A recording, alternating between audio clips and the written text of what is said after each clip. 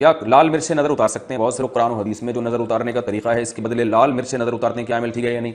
इसकी कोई शरई दलील नहीं है, लोगों के तजर्बे हैं। बाज़ लोग कहते हैं हम लाल मिर्च जब जलाते हैं धुआं आए तो धुआं नहीं आना, इसकी अलामत नज़र उतर गई वगैरह वगैरह, इस टाइप की कुछ चीज़ें हैं, हमारे भी अपने खानदान में भी हमने देखी हैं।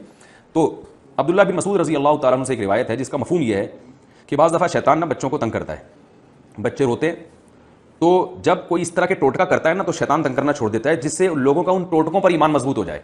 तो मेरी ज़ाती राय है कि ये शैतानी कोई मुझे अमल लगता है, आप इन चीज़ों में ना पड़ें।